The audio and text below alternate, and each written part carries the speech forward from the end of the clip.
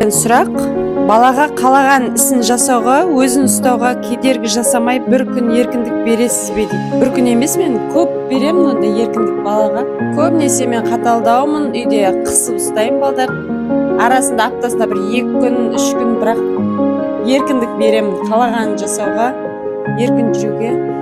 Балаңыздың өнері қандай да бір іске қызығушылығы, бейімділігі байқалса не істер едіңіз дейді. Егер бір қызығушылығы болса, соны қолға алып, соны үйрететін едік. Балаңыздың тәртібі жайлы білгіңіз келіп, бақшаға келіп тұрсыз, тәрбиеші сізді қатулыққа бақ, ашулы күймен қарсы алды. Сіздің әрекетіңіз сіздікі жай ма деймін. Тәртіпсіз болды ма деп сұрап, көңіл күйіңіз, қызығушылық жасаймын. Кейбір ата-аналардың баласының әрбір іс-әрекетіне көңілі толмай, сен сала алмайсың, сен істей алмайсың деп айтып жататын байқаймыз.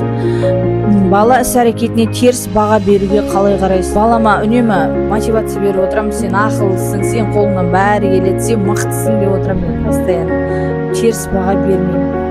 Өзіңіздің басыңызда өткен балалық шағыңыздың ескерілетін жағдай айтасыз ба? Ондай нәрсе алып беру керек, жоқ демеу керек, ол балаға травма болады. Баламен сөйлесе білу де үлкен өнер. Мысалы, түн неге қараңғы, күн қайда кетті, ұшақ қалай ұшады деген сияқты таусылмайтын сауалдар көп.